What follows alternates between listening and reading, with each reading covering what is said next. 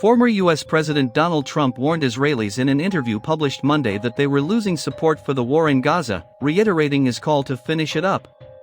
The comments from Trump, the presumptive Republican nominee to take on U.S. President Joe Biden in November's U.S. election, came as Washington abstained at a UN Security Council vote calling for an immediate ceasefire in the Israel-Hamas war.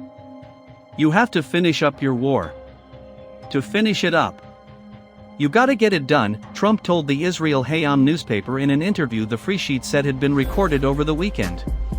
Part of the interview was published on Monday, with more expected later in the week. "And I will say, Israel has to be very careful because you're losing a lot of the world, you're losing a lot of support, you have to finish up, you have to get the job done. And you have to get on to peace, to get on to a normal life for Israel, and for everybody else."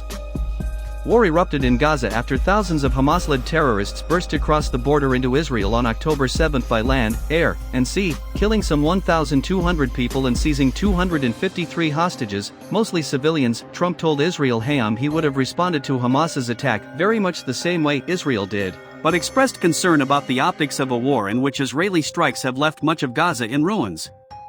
Trump also appeared to explain the rise in anti-Semitism in the U.S. since October 7 as a result of images of destruction coming out of Gaza from the ongoing war. "I think that's one of the reasons that there has been a lot of kickback," Trump said when asked about rising hate toward Jews, arguing the Israeli military should not continue to release footage of its strikes. "If people didn't see that, every single night. I've watched every single one of those. And I think Israel wanted to show that it's tough. But sometimes you shouldn't be doing that. The rise in anti-Semitism," he said, "is because you fought back. And I think Israel made a very big mistake. I wanted to call Israel and say don't do it. These photos and shots. I mean, moving shots of bombs being dropped into buildings in Gaza. And I said, oh, that's a terrible portrait." Trump also faulted U.S. President Joe Biden for Hamas's attack on southern Israel, which he claimed the terror group perpetrated because they have no respect for him. Repeating an assertion he has made in the past, Trump said that Hamas would have never done that attack if I were there, because they knew there would have been very big consequences. Asked about growing tensions between Jerusalem and Washington over the war, Trump said support for Israel in the U.S. has been dropping for the past 15 years. "Back then, Israel had the strongest lobby," he said. "If you were a politician, you couldn't say anything bad about Israel, that would be like the end of your political career. Today, it's almost the opposite. Israel has to get better with the promotional and with the public relations because right now they're in ruin.